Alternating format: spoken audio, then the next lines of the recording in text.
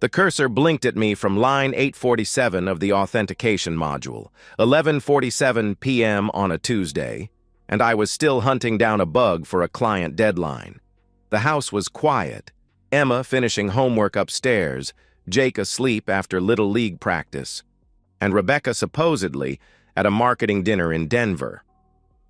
I reached for my third cup of coffee, cold but still caffeinated. This was our rhythm. Rebecca traveling for work while I held down the fort, debugging code for clients who needed everything. Yesterday, 16 years of marriage had settled into shared calendars, quick kisses goodbye, and the subtle distance that had grown between us over recent months. Ping cloud storage sync complete. I frowned. I hadn't uploaded anything. Must be one of Rebecca's work presentations auto-syncing. She always forgot to turn off the automatic backup feature I'd set up years ago. I clicked the notification out of idle curiosity, expecting another PowerPoint about market strategies. Instead, my world imploded. The file was a video, 23 minutes and 17 seconds long. The thumbnail showed Rebecca's face, flushed and radiant in a way I hadn't seen in months. She was on a bed that wasn't ours, in a room I didn't recognize, with a man who definitely wasn't me. My finger hovered over the trackpad. Part of me wanted to close the laptop, pretend I'd never seen it. But the analytical part of my brain needed to understand what I was looking at. I clicked play. The first seconds were devastating. Rebecca straddling a dark-haired man, moving with enthusiasm she hadn't shown me in over a year. But the audio destroyed me. God, I've needed this, Rebecca panted breathlessly. David is so boring. Same routine every night. Dinner, TV, bed, no passion, no spontaneity. The man beneath her, older, expensive watch glinting, ran his hands down her back. What about financially? He asked with casual interest. You said, he's not exactly killing it. Rebecca laughed bitterly in response. Mediocre at best. We're comfortable, but that's it. I deserve better than settling for a middle management programmer who thinks Olive Garden is fine dining. My stomach lurched. This wasn't just infidelity. This was character assassination. My wife of 16 years was performing emotionally for another man's camera, because it was obviously being recorded intentionally. The angle was perfect, lighting good, Rebecca's performance deliberate. She kept glancing at the device, ensuring her words carried clearly. I skipped ahead. More passionate intimacy interspersed with casual cruelty. Rebecca complaining about our suburban house, mocking my weekend projects, describing our marriage as dead, while simultaneously planning our family vacation to Yellowstone. The worst part came near the end. The man asked about our kids. They're fine, Rebecca said dismissively, barely pausing her movements. Emma's busy with school, Jake's got sports, they barely notice when I'm gone. David handles all that domestic stuff. You don't feel guilty? The man pressed. Rebecca's laugh was sharp and cold. About what? Finally feeling alive again? Mark, I've been sleepwalking through my life for years. This, us, is the first real thing I've felt in forever. Mark. Now I had a name. I paused the video, staring at my wife's face, radiant with betrayal. The timestamp showed 3 hours ago. Rebecca had texted at 7:30 saying dinner was running. Long. At that moment, she'd been comparing me unfavorably to Mark while planning our vacation. My phone buzzed. Rebecca's photo filled the screen. Hey, honey, she said breathlessly when I answered. Sorry I'm calling so late. Dinner ran super long and Jennifer from corporate wanted to discuss Q3 projections. I stared at the paused video. Rebecca's face, flushed with satisfaction, hair tousled, eyes bright with joy, I couldn't remember seeing directed at me in months. How was the food? I managed to ask. Hotel restaurant stuff. Pretty boring, actually, my wife replied casually. Can't wait to get home to you and the kids. Boring. The same word she'd used to describe me minutes ago while writhing on top of Mark. Drive safe. I love you, I said automatically. Love you too, honey, Rebecca responded warmly. The call ended.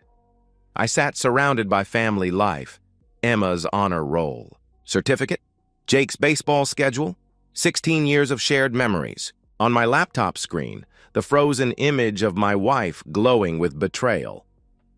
The cloud sync notification blinked. Rebecca's technological carelessness had just handed me the evidence that would change everything. She'd been careful to lie to me, but forgotten about the digital trail. I closed the laptop and listened to familiar sounds. The refrigerator humming, floorboards creaking, a car pulling into our driveway. Rebecca was home. I didn't sleep. Instead, I spent the night documenting everything. Screenshots of metadata, backup copies saved to secure locations. A timeline of Rebecca's recent work trips, cross-referenced with expense reports and credit card statements. By dawn, I had the foundation of a case. But first, I needed to understand exactly who I was married to. Rebecca came downstairs at 7:15, humming softly. She was glowing in a way that might have seemed refreshing if I didn't know its source. Her hair was perfectly styled, despite her supposedly late night, makeup flawless, step light, and confident. "Morning, honey," she said cheerfully, kissing my cheek with lips that had been on another man 12 hours earlier. "You're up early." Couldn't sleep. "Work stuff," I replied, studying her face for any sign of guilt. I poured her coffee, watching for any sign of guilt. Nothing. If anything, she seemed more affectionate than usual. Emma stumbled downstairs in school clothes. At 15, she was developing my analytical mind, and I could see her studying her. Mother's unusually cheerful demeanor. "You seem happy this morning, Mom," Emma observed with teenage directness. "Just a good meeting yesterday," Rebecca answered smoothly, ruffling Emma's hair. "Sometimes work energizes me. How's the chemistry project?" "Fine," Emma replied, her tone suggesting she wasn't buying the explanation entirely. After the kids left, Rebecca lingered over coffee with unusual attention. "David, I've been thinking about us lately," she said with careful deliberation. My blood went cold. "What about us? We've been in such a routine. Don't you think we need to shake things up? Add some excitement?" she asked, eyes brightening with what I now recognized as calculated enthusiasm. The audacity was breathtaking. She was planning to justify her affair as marriage enhancement. "What kind of excitement?" I asked cautiously. Rebecca's eyes brightened further. "I was talking to colleagues about how mature couples handle exploring, keeping the spark alive after so many years." I set down my coffee carefully. "What exactly are you trying to tell me?" She took a deep breath, clearly rehearsed. "I think we should consider opening up our marriage. Just physically, nothing emotional. A way to rediscover ourselves before reconnecting as a couple." She was suggesting I agree to let her continue her relationship with Mark with my blessing. "You want a hall pass?" I said flatly. "That's crude," Rebecca corrected with a slight frown. "I'm talking about mature adult exploration within our committed relationship." I opened my laptop and turned the screen toward her. The video was loaded, paused at a frame showing her face clearly. "Is this what you mean by mature exploration?" Color drained from Rebecca's face, but only momentarily. Then her expression hardened into something I'd never seen, cold, calculating, unashamed. "You've been spying on me," she accused. "Your phone!" "Auto-synced to our cloud storage," I replied evenly. "You handed me the evidence yourself." She glanced at the screen, then back at me. No tears, no apologies. Just irritation at being caught. "How long have you known?" she asked. "Since last night." Rebecca nodded, processing tactical implications. "Okay, now we can have an honest conversation about our marriage." "What marriage?" I asked incredulously. "You spent last night having intimacy with another man while telling him how boring and financially mediocre I am." "The marriage that's been dead for months, David," she replied, her voice taking on the persuasive tone she used with difficult clients.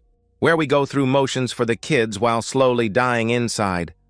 I'm not ashamed of needing more than this suburban prison. Mark makes me feel alive in ways you haven't in years. Mark Lavalier, VP of Sales at your company. Married with 2 kids, I stated. She waved dismissively. That's complicated. We both understand what this is. Physical release, emotional connection, but nothing that threatens our primary relationships. Except you spent 20 minutes trash-talking. Your primary relationship while you fucked him, I pointed out. I was venting frustration, Rebecca said with practiced justification. Don't you complain about me sometimes? The false equivalency was staggering.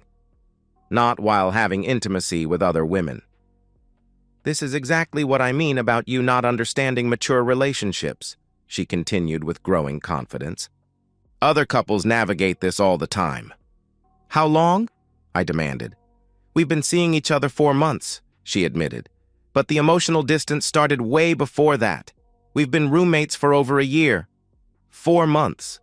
Rebecca's increased travel, new workout routine, working late weekend conferences. Were there others? I asked. She hesitated just long enough to confirm my suspicions. A couple of brief connections at conferences, nothing serious. Jesus Christ, Rebecca. Don't be dramatic, she replied with irritating calm. I explored physical connections while maintaining our family structure. Our kids are happy, bills are paid, social life intact.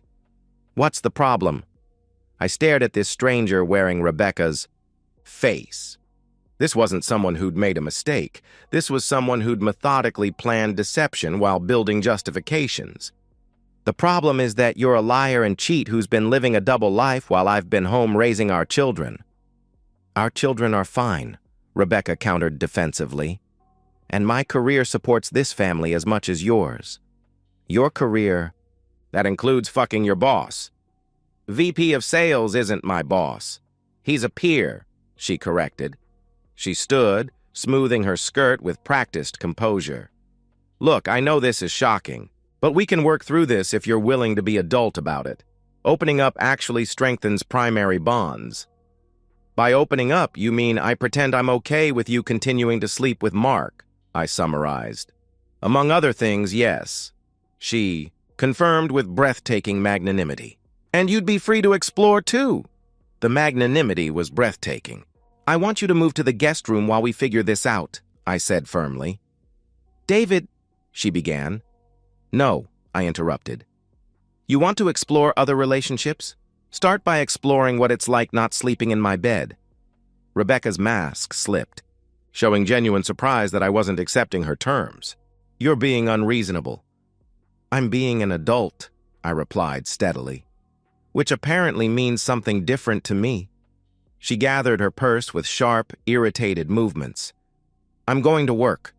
When I get home, I hope you've thought about this rationally. Our marriage doesn't have to end, David, but it does have to evolve. After she left, I sat alone in our kitchen, surrounded by breakfast remnants. The house felt contaminated by knowledge of what she'd been doing while I debugged code and helped with homework. I opened my laptop and continued building my case. If Rebecca wanted evolution, I'd give it to her. Just not the kind she expected. 2 weeks of careful performance followed.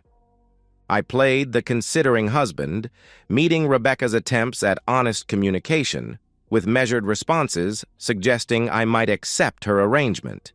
She interpreted my lack of explosive anger as progress.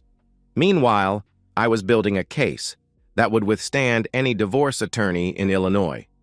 Sandra came recommended by my brother Mike, former Chicago PD detective, 15 years in private investigation specializing in matrimonial cases. Professional, discreet, expensive enough to ensure quality. Your wife's not very good at this, Sandra said during our third meeting, sliding a folder across the Starbucks table. Either incredibly arrogant or genuinely doesn't understand how easy she is to track. The folder contained a timeline that turned my stomach. Rebecca hadn't just been seeing Mark. She'd systematically worked through her company's executive ranks for over a year. Hotel receipts that didn't match claimed accommodations, expense reports for dinners with non-existent clients, conference registrations for events she'd never attended. Mark Lavalier is actually the third concurrent relationship, Sandra continued, matter-of-factly. There's James Morrison from Portland. She sees him during West Coast trips. And David Reese from European Division met during that London conference in February. I remembered London. Rebecca had been gone 6 days, supposedly meeting international clients. She'd returned energized and affectionate, bringing gifts and talking enthusiastically about expanding her professional network. She has a type, Sandra observed clinically. Married executives with strong financial profiles. Very strategic target selection. The evidence was overwhelming. Screenshots from Rebecca's company phone retrieved through Sandra's IT contact. Photos of Rebecca entering hotels with various men during claimed business trips. Financial records, showing personal expenses charged to company cards and reimbursed through fabricated client entertainment. But the most damaging evidence came from Rebecca herself. She'd gotten comfortable, and comfortable people make mistakes. Like the voice recording Sandra captured of Rebecca discussing me with Mark. David's basically a live-in babysitter at this point. Rebecca's voice was crystal clear through Sandra's recording equipment. He's got this whole domestic routine, so I don't deal with day-to-day kid stuff. Actually, pretty convenient. What about divorce? Mark's voice asked with casual interest. What about it? Rebecca responded with confident dismissal. He's conflict-averse and financially dependent on my income for the lifestyle he wants. He'll take whatever deal keeps him comfortable and avoids drama. I know exactly how to handle David. Sandra had dozens of similar recordings. Rebecca discussing her exit strategy, plans to eventually move in with whichever executive proved most advantageous, dismissive analysis of my character and earning potential. She's not wrong about being the higher earner, I admitted reluctantly. Her salary and bonuses are 30% higher. Doesn't matter, Sandra replied with professional certainty. Illinois is no fault, but adultery impacts property division and custody. Plus, she's been using marital assets to fund affairs, grounds for reimbursement claims. More importantly, Sandra documented Rebecca's increasing disengagement from family, missed parent-teacher conferences for fake client meetings, Jake's championship game skipped for a Portland weekend with James Morrison, Emma's Honor Society. Induction cut short because Mark planned a surprise Chicago evening. Custody angle is your strongest play, Sandra advised. She systematically prioritized affairs over children's significant events. Any judge will notice that pattern. I studied photographs. Rebecca and Mark entering the Palmer house. Rebecca and James at a Portland restaurant that cost more than most people's weekly groceries. Rebecca alone at O'Hare with vacation luggage. Disguised as business travel. How did she think she'd never get caught? I asked, genuinely puzzled. Sandra shrugged with practiced cynicism. Compartmentalization. She's convinced her professional persona is separate from family life, and she's smart enough to manage both. Classic narcissistic thinking. The hardest part was watching Emma and Jake navigate their mother's increasing absence. Emma had started asking pointed questions about Rebecca's travel schedule, distracted behavior during dinners, inability to attend school events that had been calendared. For months, Mom seems different lately, Emma said while I helped with calculus, her voice carrying teenage perceptiveness. More selfish, I guess? She used to ask about friends and classes. Now she just nods and scrolls through her phone. Jake was more direct in his 15-year-old honesty. Why doesn't Mom want to hang out with us anymore? These conversations broke my heart, but strengthened my resolve. Rebecca wasn't just betraying me. She was abandoning her children for executive love affairs. Mike reviewed Sandra's evidence package with the cold eye of a family attorney. This is nuclear-grade material, David, he said with professional appreciation. Everything you need for primary custody, significant property advantages, and potential criminal charges for company credit card fraud. Criminal charges? I asked, surprised. Using corporate funds for personal affairs, then filing false expense reports? Mike explained matter-of-factly. Textbook embezzlement. Her general counsel will recommend termination and prosecution to avoid liability. I thought about Rebecca's confidence in handling me, her assumption I was too passive to fight back. I want to give her one more week, I decided. Let her get comfortable enough to make one final mistake. You sure? Mike asked with lawyerly caution. Every day risks her getting suspicious. She won't, I replied with certainty. She's convinced she's outsmarted me. Rebecca's going to Chicago this weekend for what she claims is client presentation. Actually, it's a romantic getaway with Mark at the Peninsula. I've seen reservations. Mike leaned back with understanding appreciation. You want to catch her in the biggest lie yet. Then end this marriage in a way that protects my kids and ensures she faces consequences for every choice, I confirmed. Sandra smiled grimly with professional satisfaction. Scorched earth. I can work with that. 3 simultaneous strikes. Perfectly. Time to maximize impact and minimize Rebecca's damage control. She'd spent months maneuvering for advantage in a war she didn't know she was fighting. Time to show her what actual strategy looked like. Friday afternoon, Rebecca kissed me goodbye with lips that would be on another man within hours. She'd packed her small-wheeled suitcase, the one for romantic getaways, not the larger bag for actual business conferences, and was practically glowing with anticipation. Client presentation should go well, she said with practiced ease, checking her phone for the 10th time in 5 minutes. Might run late Sunday depending on follow-up meetings. Drive safely, I replied evenly. Tell the Hartwell Group I said hello. The Hartwell Group was fictional. Rebecca had created elaborate cover stories about courting major new clients, complete with fake presentation materials left strategically visible. She had no idea I'd verified no such company existed. After her car pulled away, I began executing the most precisely timed operation of my life.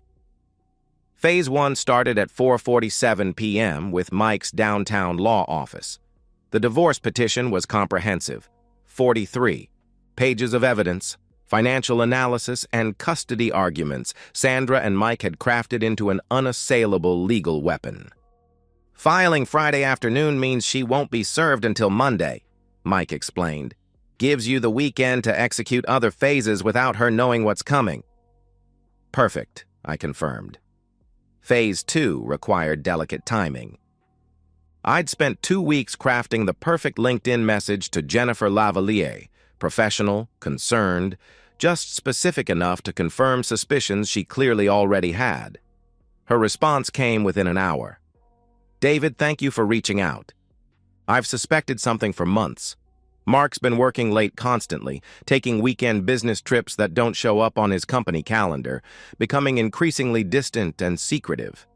If you have evidence confirming what I think is happening, I need to see it. My children deserve better than this. I sent her a curated package, enough proof to confirm her marriage was over, but not so much she'd think I was vindictive.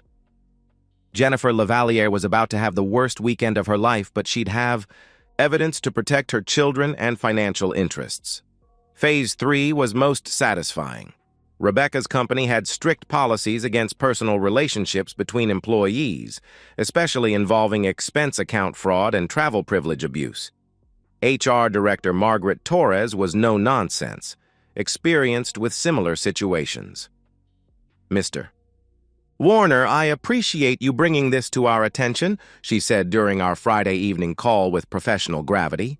We'll need full investigation, but if these allegations prove accurate, Ms. Warner will face immediate disciplinary action. I understand, I replied respectfully. I thought the company should know before this becomes legal. It's going to become legal regardless, Margaret stated with corporate certainty. Using corporate funds for personal affairs and filing fraudulent expense reports? Textbook embezzlement. We'll have no choice but recommend prosecution. By Sunday evening, all pieces were positioned.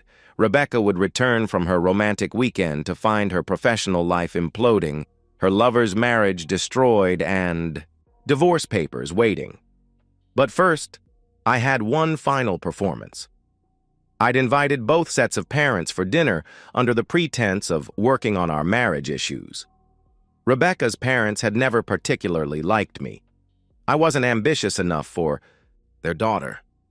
My parents had grown uncomfortable with Rebecca's behavior, but been too polite to comment.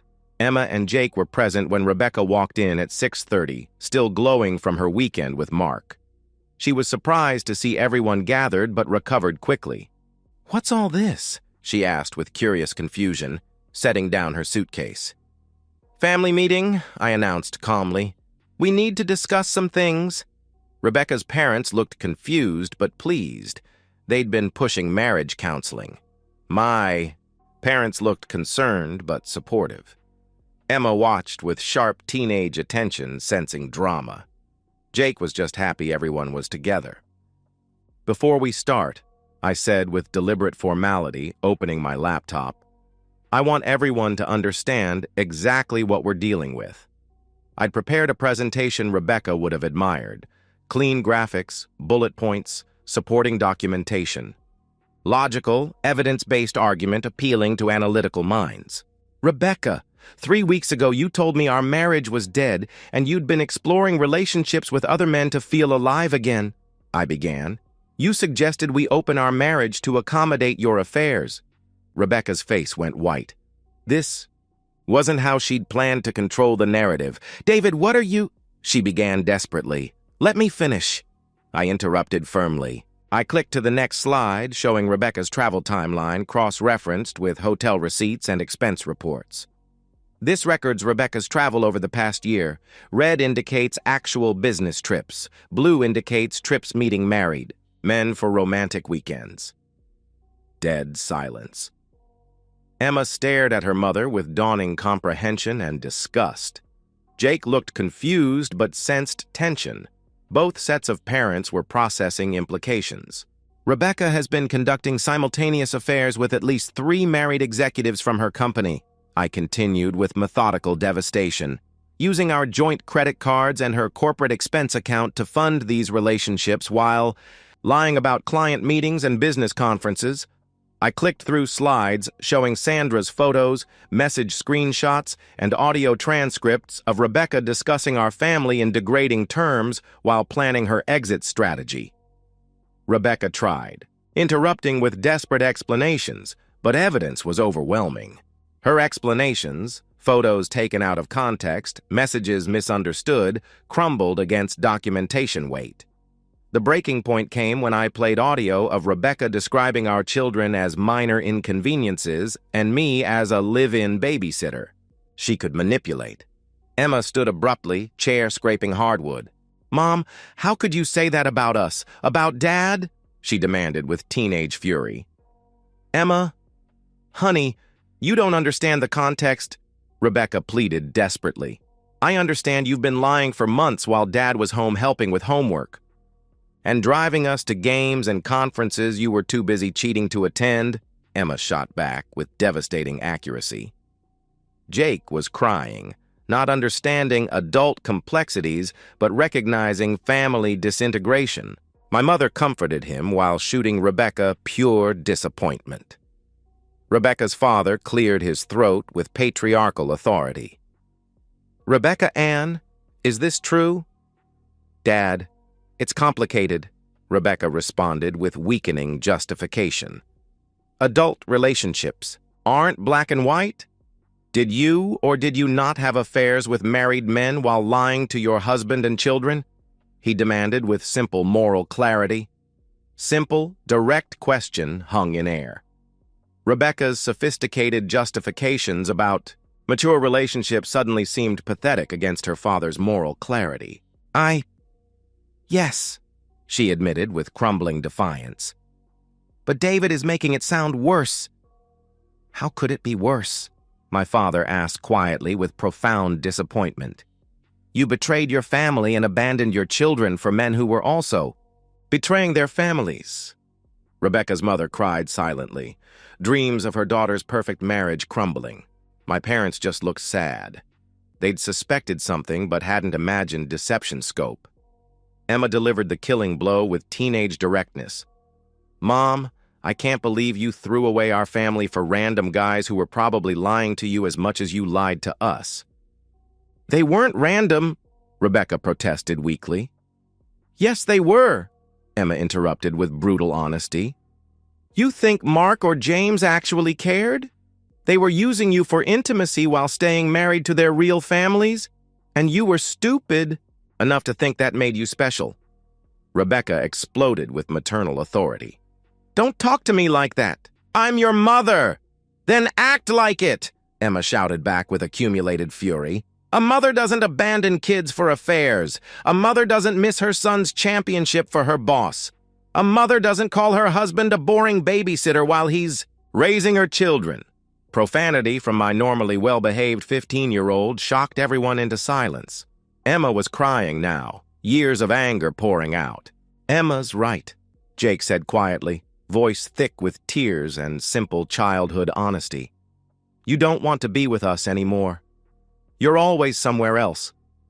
Rebecca looked around at 6 faces reflecting disappointment, disgust, and pity. Her parents were ashamed. My parents were supportive but sad. Her children were angry and hurt, and I was calm, methodical, finished with her forever. This is ridiculous, she said finally with desperate denial. David's turned you all against me with his presentation. You don't understand the full situation. Then, explain it, I said with deadly calm. Explain how lying to your family, abandoning your children, and conducting multiple affairs while stealing from your employer represents the situation we're failing to understand. She couldn't. For all her sophistication, Rebecca had no defense against simple moral truth. She'd betrayed everyone who loved her for temporary excitement with men who were also betrayers. Rebecca grabbed her purse and keys with sharp, defensive movements. I don't have to listen to this. No, you don't, I agreed with cold finality. But you'll listen to your attorney Monday when divorce papers are served. And you'll listen to HR about the investigation into your expense fraud. And you'll listen to Jennifer Lavalier's lawyer when she subpoenas you for her divorce proceedings. Rebecca stopped in the doorway with sudden alarm. What? Did you think I'd discovered your affairs and done nothing? I asked with quiet devastation. I've spent 3 weeks building a comprehensive case with investigators and attorneys. Your professional life, relationships, and marriage are ending simultaneously, tomorrow morning. For the first time, Rebecca looked genuinely frightened.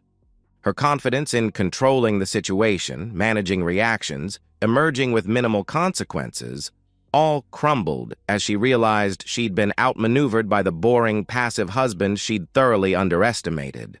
David, we can work this out, she pleaded with growing desperation. We don't have to destroy everything. You already destroyed everything, I replied with finality. I'm just cleaning up the mess. She left without another word, driving into darkness that had become her final judgment. Through the window, I watched her car disappear, taking 16 years of marriage and any illusions about the woman I'd loved. Emma hugged me fiercely. Dad, I'm sorry she did this to you, to all of us, she said with fierce protectiveness. I'm sorry too, sweetheart, I replied, holding her tight. But we're going to be okay. Jake joined the hug. For a moment we stood there, father and children, damaged but not broken, ready to face whatever came next together. Rebecca's phone started buzzing before she'd made it home. Mark's wife had found the evidence. The reckoning had begun. The collapse came faster than I'd anticipated. Rebecca's double life imploded with controlled demolition efficiency, each failure triggering the next in a cascade she couldn't control. Monday brought divorce papers, served at Rebecca's office by a process server who found her in emergency HR meetings. Margaret Torres later told me Rebecca tried maintaining professional composure while being handed documents detailing her affairs and financial misconduct in clinical legal language. Tuesday, Mark Lavalier cleaned out his office. Jennifer's attorney had moved quickly, filing for emergency custody and asset protection based on my evidence. Mark's company, facing potential liability for executive misconduct, terminated him immediately to distance themselves from scandal. Rebecca's demotion came Thursday, her new title, junior marketing associate, carried 40% pay cuts and eliminated travel privileges. The company needed her gone but wanted to avoid wrongful termination lawsuits, so they'd created a position forcing resignation or professional purgatory. She's basically answering phones and updating spreadsheets, Sandra told me during our final meeting with professional satisfaction. 20 years of advancement wiped out in a week. The custody hearing 6 weeks later was everything, Mike predicted. Rebecca's attorney, a tired public defender she'd been forced to hire after salary cuts made private counsel unaffordable, tried painting me as vindictive and controlling. But evidence spoke for itself. Judge Patricia Morrison reviewed Sandra's documentation with methodical attention of someone who'd seen too many families destroyed by adultery. Ms. Warner, you missed your son's championship game for what you described as a much-needed weekend away from suburban tedium, she stated. Is that accurate? Rebecca shifted uncomfortably in the witness chair. Your Honor, I was going through a difficult marriage period. That wasn't my question, Judge Morrison interrupted with judicial authority. Did you prioritize a romantic weekend with a married man over your 12-year-old's most important game? Yes. But, Rebecca admitted with crumbling defiance. And you missed your daughter's Honor Society induction for what your texts describe as an amazing night with James that was way better than watching Emma get another certificate. The judge continued relentlessly. Also accurate? The courtroom was silent, except for Rebecca's attorney scribbling unusable notes. Rebecca's pattern of choosing affairs over family responsibilities was documented too thoroughly for denial. Emma had asked to speak directly to the judge. At 15, her preferences carried serious weight. Your Honor, I love my mother, but I don't trust her anymore, Emma testified with remarkable composure. She's been lying to us for over a year while my dad held our family together. I want to live with him full-time and see Mom weekends if she even wants to. Jake's victim impact statement, written with my help but in his own words, was devastating. My mom used to come to games and help with homework. Now she's always somewhere else with people more important than us. Dad never misses anything.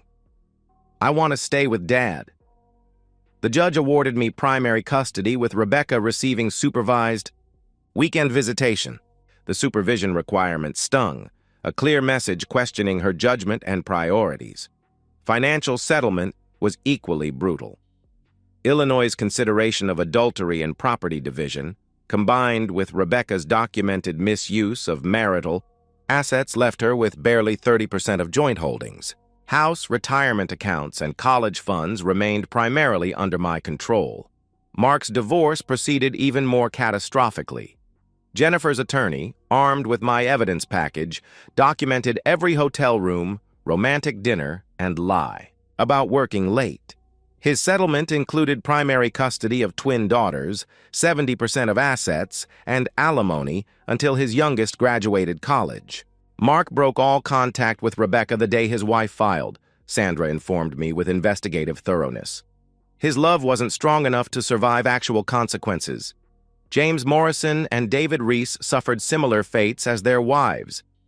Discovered evidence I'd shared through anonymous packages. Rebecca's exciting network of powerful lovers evaporated overnight, leaving her professionally diminished, financially strapped, and romantically alone. 4 months after my initial discovery, Rebecca was forced to sell her house stake to pay legal fees and moving expenses. She'd found a studio apartment across town, cramped, expensive, and daily reminder of the life she'd traded for temporary excitement. I attended the closing, watching Rebecca sign papers transferring her stake in 16 years of shared memories, for a check barely covering first year's rent. She looked smaller somehow, diminished by consequence weight she'd never anticipated. David, she said afterward in the parking lot with genuine vulnerability, I know you don't want to hear this, but I am sorry. I never meant for things to go this far. I studied her face, looking for the woman I'd married. She was still there, buried beneath poor choices and delusional justifications, but she was a stranger now. You're right. I don't want to hear it, I replied with measured finality. Not because I'm angry, but because it doesn't matter. You made choices, Rebecca.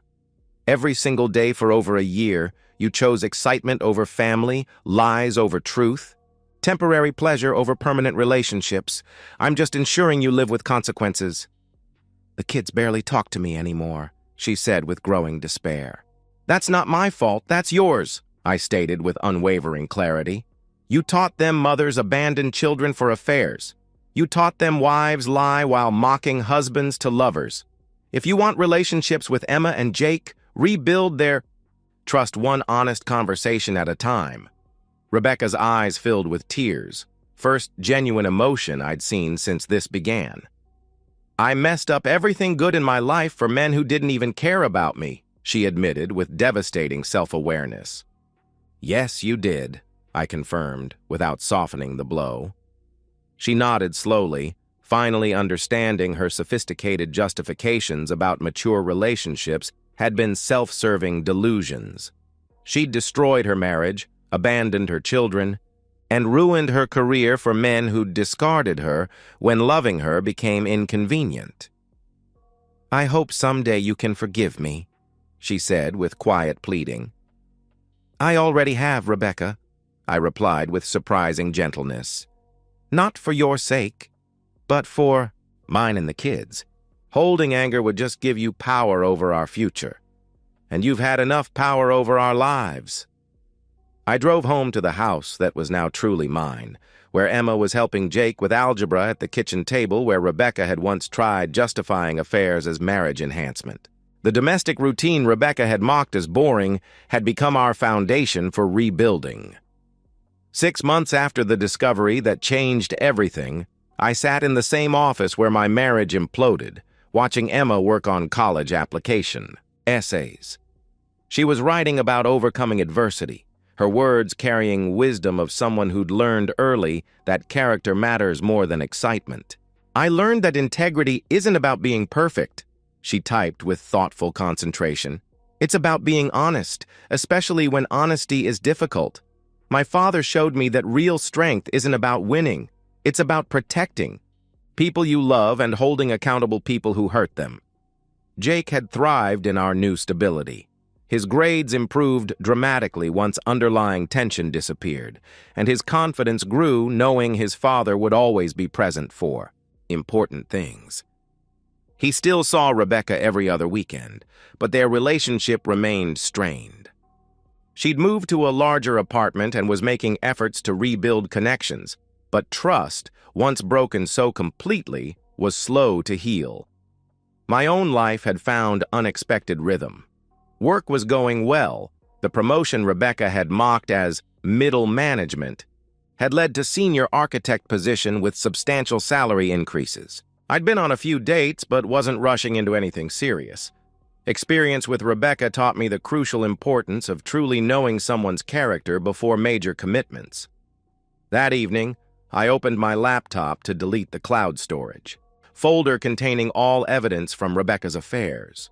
The video that started everything, Sandra's photographs, deception timeline, audio recordings, all could finally be permanently erased.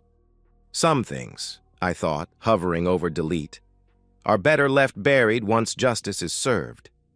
The irony wasn't lost, that the same technology revealing Rebecca's betrayal now allowed me to let it go completely.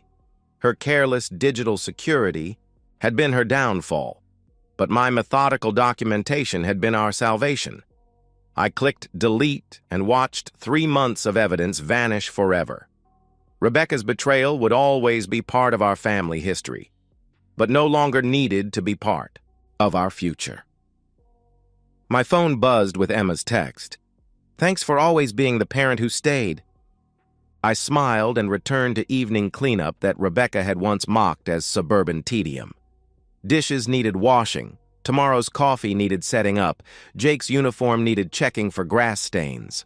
Boring, domestic, predictable tasks that meant my children could count on me to be present, honest, and reliable. Rebecca had taught them, through negative example, that excitement without character is worthless, that promises matter more than passion, and that the parent who shows up consistently is worth more than the parent who shows up spectacularly but sporadically. And that's the end of today's story. If you enjoyed it, please give this video a thumbs up and drop a comment below. Your support helps the algorithm push my content further. If you're new to the channel, don't forget to hit that subscribe button. It really helps me keep creating more stories for you. Thanks for watching, and I'll see you in the next one.